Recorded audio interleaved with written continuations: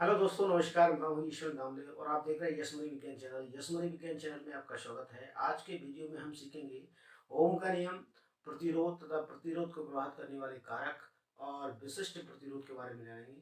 तो चलिए आइए शुरू करते हैं एक छोटे से इंट्रो के साथ।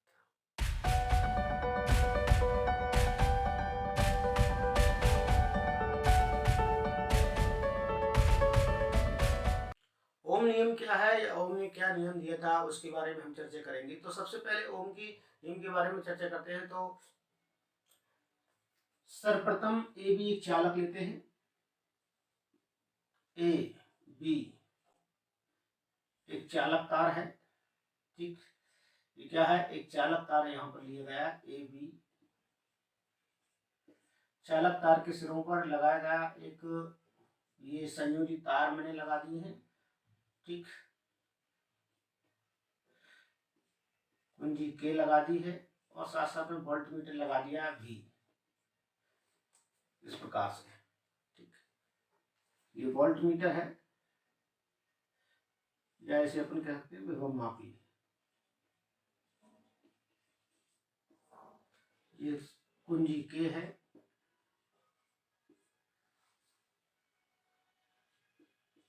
चालक तार ए।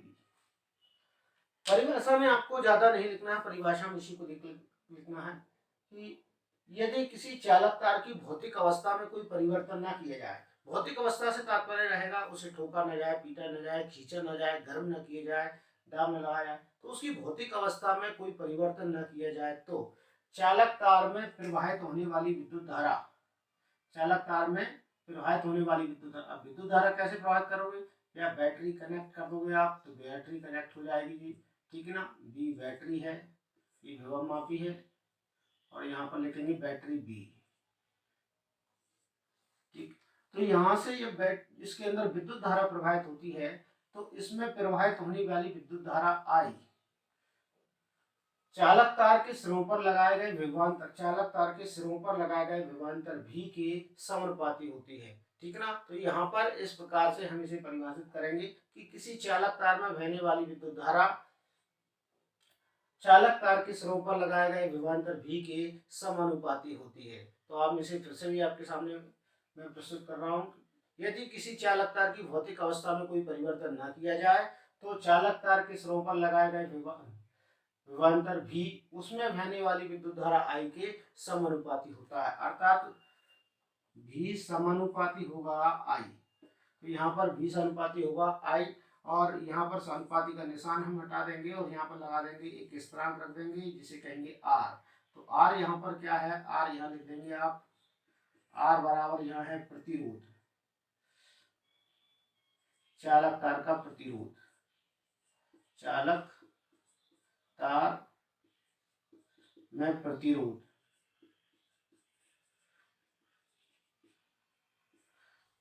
चालक तार में प्रतिरोध, प्रतिरोध का मान क्या होता है? प्रतिरोध होता है चालक तार में बहने वाली विद्युत धारा के मार्ग में जो बाधा उत्पन्न करता है उसे कहा जाता है प्रतिरोध। इसके बारे में चर्चा करेंगे। अभी हम जैसे आर का मान निकालना चाहे तो आर का मान भी इस समीकरण से कैलकुलेट कर सकते हैं, v बटे आई हो जाएगा।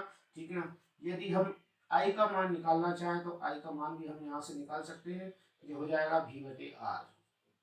ये समीकरण जो हमें प्राप्त हुए हैं वास्तव में ओम के नियम से हुए हैं। ठीक है ना, तो यहाँ से आप जानेंगे ओम का नियम इतना ही है, लिखने के लिए आता है तो आप यहाँ से लिख सकते हैं। ठीक, ज्यादा नहीं, बस आपको ये 3 लाइन लिखना है कि किसी चालक तार की भौतिक अवस्था में यदि कोई परिवर्तन न किया जाए तो उस चालक तार में बहने वाली विद्युत धारा उसमें लगा उसके सिरों पर लगाया गया विभवांतर भी के समानुपाती होता है। ठीक, ये मैं आपको लाइन लिख दूंगा, आप वहां से देख सकते हैं।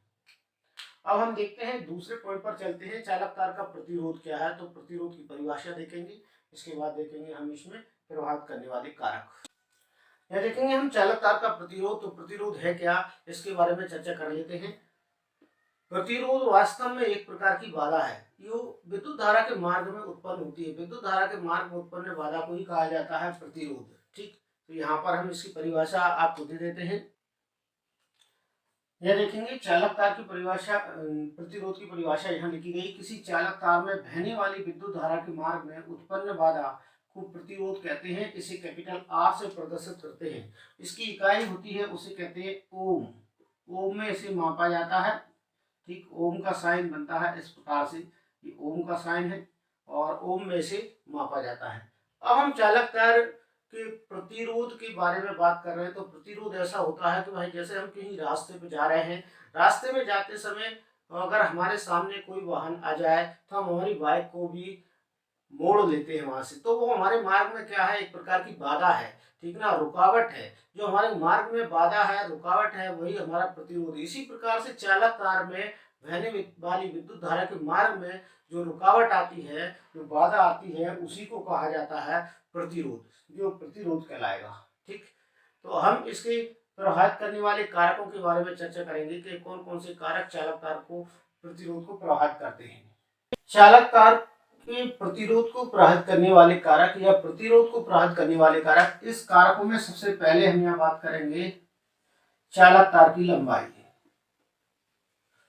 यह लिख देते हैं चालक तार की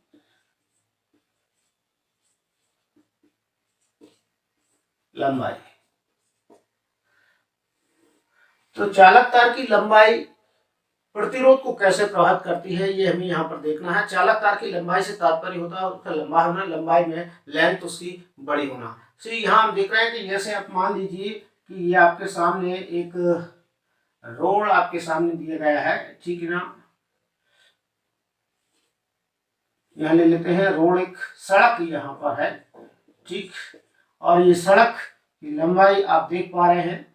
यहाँ से हम केवल इसे 1 किलोमीटर की सड़क की लंबाई लेते हैं, और यहाँ से कोई वाहन यदि यहाँ पर जा रहा है सड़क की लंबाई पर, 1 किलोमीटर की लंबाई में सड़क वाहन चल रहा है, और वाहन चलाते समय जो भी मार्ग में बाधाएं आएंगी वो वास्तव में क्या होंगी, रुकावट या प्रतिरोध उत्पन्न करेगी।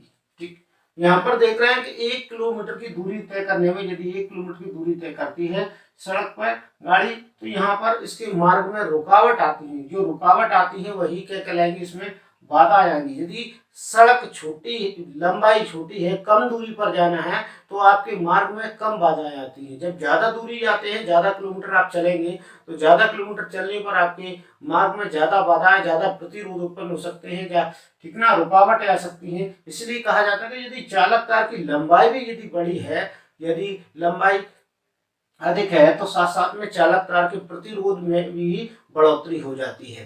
तो आप सड़क से भी अनुमान लगा सकते हैं, आप जितना ज्यादा किलोमीटर चलेंगे, अपनी बाइक से चलेंगे या पैदल चलेंगे, तो आपके मार्ग में ज्यादा विद्युत धारा के मार्ग में भी रुकावटें अधिक आएंगी। अब चालक तार की लंबाई कैसी होगी, अधिक होगी। अब चालक तार की लंबाई अधिक है तो रुकावटों की संख्या भी ज्यादा होगी, अर्थात उसके प्रतिरोध का मान भी ज्यादा होगा, ये हम कह सकते हैं। अर्थात चालक तार की लंबाई के समानुपाती होता है, चालक तार की लंबाई के समानुपाती होता है कौन, चालक तार का प्रतिरोध।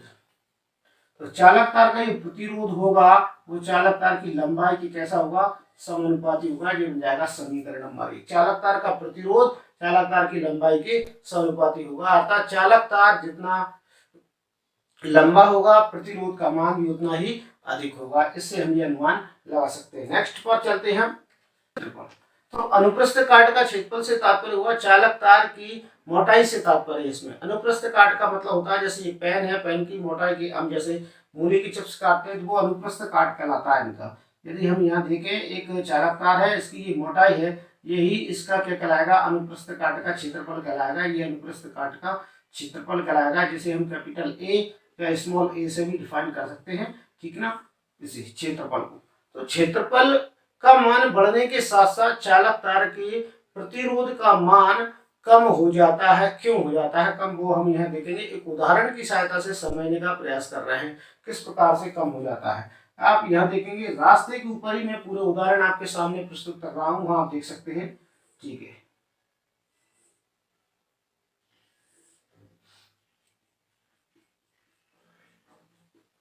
यहाँ देखेंगे ये वन वे, अर्थात यहाँ पर एक साइड से वाहन जाते हैं और दूसरी साइड से वाहन आते हैं, तो इस प्रकार के रोड पर आपको चलने में ज्यादा कठिनाई नहीं होगी, अर्थात वाहन आसानी से यहाँ से गुजर जाएगा और यहाँ से भी आसानी से गुजर सकता है, ठीक है ना, क्योंकि एक तरफ से जाना है और दूसरी तरफ से लौट कर आने वाले वाहन लौट रहे हैं, तो यहाँ पर मार्ग में कम बाधाएं मिलेंगी आपको, बहुत ही कम बाधाएं आपको मिलेंगी, क्योंकि इस प्रकार में क्या है, इसकी चौड़ाई का मान बढ़ गया। और यदि हम मान लें कि यदि रोड सकरा है और उसमें सिंगल वे वाला रोड है, अर्थात यहाँ से इस प्रकार के रोड पर आप चल रहे हैं कि यहाँ से ही वाहन जाना है और इसी पर से वाहन आना है, तो यहाँ से देखिए आपके मार्ग में ज़्यादा से ज़्यादा रुकावट आने वाली है। तो यहाँ पर रोड की जो चौड़ाई है वो कम है, यहाँ रोड की चौड़ाई कैसी है, अधिक है। चौड़ाई से तात्पर्य होगा इसका मोटा होने से तात्पर्य इसका क्षेत्रफल यदि हम निकाल लेंगे, अनुप्रस्थ काट का क्षेत्रफल हम निकाल दिए, यहाँ पर क्षेत्रफल इसका निकालते हैं, तो यहाँ पर इसकी मोटाई,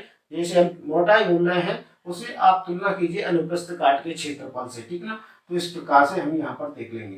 तो सबसे मुख्य बात यही है कि आपको 4 लाइन चलने में, फोर लाइन पर यदि आप चल रहे हैं, बाइक लेकर जा रहे हैं, 4 व्हीलर लेकर जा रहे हैं, तो वहां पर आपको चलने में सुगमता ज्यादा रहेगी। और सिंगल पथवी पर आप चल रहे हैं तो वहां पर कठिनाई ज्यादा आएगी, रुकावटें ज्यादा आएगी। इसीलिए इसकी तुलना करके मैं इसे कंपेयर कर रहा हूँ, यहाँ बता रहा हूँ कि अनुप्रस्थ काट का क्षेत्रफल का मान यदि बड़ा है या अधिक है तो फिर प्रतिरोध का मान कम हो जाएगा। यदि अनुप्रस्थ काट का क्षेत्रफल का मान बहुत ही छोटा है या कम है तो प्रतिरोध का मान कैसा होगा, अधिक होगा। अर्थात ये कहेंगे कि पतले तार जो होंगे, पतले तार में प्रतिरोध का मान कैसा होगा, अधिक होगा तुलनात्मक मोटे तार की अपेक्षा। तो मोटे तार में प्रतिरोध का मान कैसा हो जाएगा, कम हो जाएगा, और पतले तार में प्रतिरोध का मान अधिक हो जाएगा। तो ये कहा जाएगा कि अनुप्रस्थ काट का क्षेत्रफल का मान प्रतिरोध के व्युत्क्रमानुपाती होता है, यहाँ पे हम ये लिख देंगे, ठीक। यदि अनुप्रस्थ काट का क्षेत्रफल का मान बढ़ता है तो प्रतिरोध का मान कम हो जाएगा। यदि अनुप्रस्थ काट के क्षेत्रफल का मान कम होता है तो प्रतिरोध का मान बढ़ जाएगा। यहाँ पर यह हमें देखने को मिलता है। तो चलिए आगे हम तीसरे पॉइंट पर बात कर लेते हैं, तीसरे पॉइंट पर विचार कर लेते हैं। चालक का ताप। चालक के ताप से क्या तात्पर्य, तापमान अधिक होने पर किसी चालक तार का प्रतिरोध का मान बढ़ जाता है। अर्थात चालक तार यदि ज्यादा हीट है, गर्माहट उसमें है, तो उसमें प्रतिरोध का मान बढ़ जाता है। विद्युत धारा के वो मार्ग में ज्यादा रुकावट उत्पन्न करता है, तो प्रतिरोध का मान बढ़ जाता है। ऐसे ही यदि मान लिया जाए कहीं किसी रास्ते पे आप चल रहे हैं और बहुत ही ज्यादा हीट है, गर्माहट है, तो भी आप मान सकते हैं कि वहां पर प्रतिरोध का मान बढ़ेगा ही बढ़ेगा, क्योंकि वहां पर चलने में आपको समस्या आ जाएगी। तो ऐसे ही ये सेम है कि चालक तार का प्रतिरोध बढ़ता है, हीट उसमें ज्यादा होती है, जिसके कारण उसके प्रतिरोध का मान बढ़ जाता है। तो सीधे सीधे आप कह सकते हैं कि चालक तार का प्रतिरोध ताप के कैसे होता है, समानुपाती होता है। ठीक, ये समीकरण नंबर 3 यहाँ पर बन जाएगा कि चालक तार का प्रतिरोध, चालक तार का ताप बढ़ाने पर प्रतिरोध का मान भी बढ़ जाता है। ऐसा आप लिख सकते हैं कि चालक तार का ताप बढ़ाने पर प्रतिरोध का मान बढ़ जाता है। चौथा बिंदु इसमें हम लेते हैं वास्तव में चालक तार का नेचर या प्रकृति। चालक तार का नेचर या प्रकृति हम लेते हैं, तो चालक तार की प्रकृति पर आप विचार करते हैं, नेचर ऑफ कंडक्ट वायर जिसे हम कहते हैं। और प्रत्येक चालक तार का प्रतिरोध प्रत्येक प्रकार के चालक तार की प्रकृति पर निर्भर करता है। अर्थात कहने का तात्पर्य यह है कि अलग अलग धातुओं के जो चालक तार होते हैं उनके प्रतिरोध के मान भी कैसे होते हैं, अलग अलग होते हैं। आपको बस यहाँ पर ये लिखना है कि भिन्न भिन्न धातुओं के चालक तारों की प्रकृति भिन्न भिन्न होती है, उनके चालक तारों का प्रतिरोध कैसा होता है, भिन्न भिन्न होता है। आपको यहाँ ज्यादा कुछ नहीं लिखना है। तो यहाँ पर ये प्रभावित करने वाले कारक आपके सामने स्पष्ट हो गए। इसके बाद हम बात करेंगे विशिष्ट प्रतिरोध की, चर्चा हम यहाँ पर करेंगे। तो चलिए, विशिष्ट प्रतिरोध यहाँ पर दिया गया है और विशिष्ट प्रतिरोध यहाँ पर दिया है। इसे परिभाषित करने के लिए सबसे पहले हम देख लेते हैं। इसमें हमने जस्ट समीकरण 1 और 2 अभी प्रतिरोध में पढ़ा था। तो प्रतिरोध के टाइम पर समीकरण 1 हमने पढ़ा था कि चालक तार का प्रतिरोध लंबाई के समानुपाती होता है। समीकरण 1 हमने अध्ययन किया। फिर समीकरण 2 हमने अध्ययन किया कि चालक तार का प्रतिरोध क्षेत्रफल के व्युत्क्रमानुपाती होता है। ठीक है ना। तो यहाँ पर आप इसे लिख दें कि क्षेत्रफल के व्युत्क्रमानुपाती होता है। जिस समीकरण नंबर 2 हमने पढ़ा है, तो दोनों ही समीकरण को हमें मिलाने पर, सही तरह दोनों समीकरण को लेने पर या मिलाने पर, या हम लिख देंगे यहाँ पर समीकरण 1 व 2 से, समीकरण 1 तथा समीकरण 2 से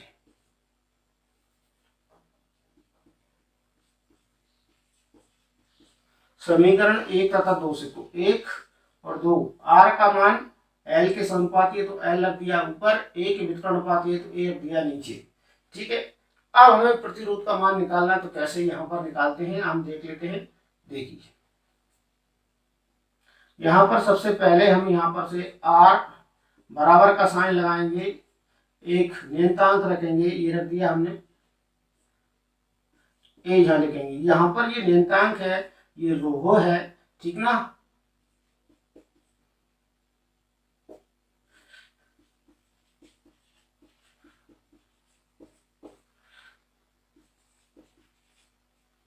ये नियतांक यहाँ पर रखा गया है रोहो, आप इसे देख सकते हैं। अब हमें रोहो का मान ज्ञात करना है, या विशिष्ट रोहो एक नियतांक है जिसे क्या कहा जाता है, विशिष्ट प्रतिरोध कहा जाता है, इसी को हम बोलेंगे विशिष्ट प्रतिरोध। यहाँ पर ये विशिष्ट प्रतिरोध भी कहलाता है, आप इसे विशिष्ट प्रतिरोध लिख सकते हैं। यहाँ पर विशिष्ट प्रतिरोध। अब इसका मान यदि हम कैलकुलेट करते हैं तो कैसे प्रकार से कैलकुलेट होकर आता है, देखिए। तो सबसे पहले आर ए इधर मल्टीप्लाई कर देते हैं, आर का ए हो जाएगा, एल चला जाएगा नीचे, तो ये हो जाएगा एल। ठीक, इस प्रकार से हम यहाँ पर देख रहे हैं, और यहाँ पर मिल जाएगा हमें रो। तो यहाँ पर हमें एक समीकरण मिल गया।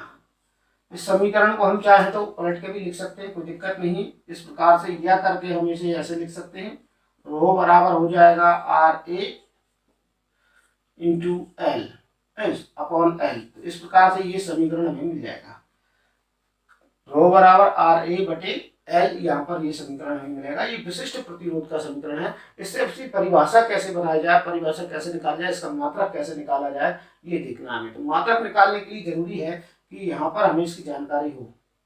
तो जानकारी ये है कि आर प्रतिरोध है, इसे ओम में मापा जाता है, यहाँ लिखेंगे, इंटू ए क्या है, क्षेत्रफल है, इसे वर्ग सेंटीमीटर में माप सकते हैं, तो सेंटीमीटर का वर्ग यहाँ पर लिख देंगे। लंबाई क्या है, सेंटीमीटर में मापी जाएगी, यहां से हम इसे सेंटीमीटर में लिख देंगे। अब इसे हमें इकाई बनाना है, तो सेंटीमीटर से पहले तो ये इसको हटा दीजिए। अब हमारे पास बचेगा ओम सेंटीमीटर, यहाँ पर बचा, क्या बचा, ओम सेंटीमीटर।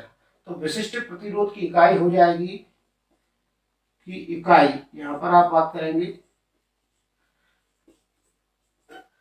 ओम सेंटीमीटर, यहाँ पर इसकी इकाई है। तो ये विशिष्ट प्रतिरोध की इकाई है ओम सेंटीमीटर। अब इसे परिभाषित करना है, तो परिभाषित हम कर सकते हैं, सरल तरीके से इसे परिभाषित कर सकते हैं। यदि किसी चालक तार की लंबाई 1 सेंटीमीटर हो, किसी चालक तार की लंबाई कैसी हो, 1 सेंटीमीटर हो, उस चालक तार का अनुप्रस्थ काट का क्षेत्रफल 1 वर्ग सेंटीमीटर हो, तो उसमें विद्युत धारा के मार्ग में उत्पन्न प्रतिरोध का मान यदि 1 ओम है, तो उस प्रतिरोध को कहा जाएगा विशिष्ट प्रतिरोध। इसे आप यहाँ से देख लें, मैं आपको यहाँ पर इसे लिख के बता रहा हूँ कि किस प्रकार से आपको करना है परिभाषित। ओम का मान लिखूंगा मैं 1 ओम, इंटू यहाँ पर लिखूंगा 1 वर्ग सेंटीमीटर, और यहाँ पर लिख देंगे हम 1 सेंटीमीटर।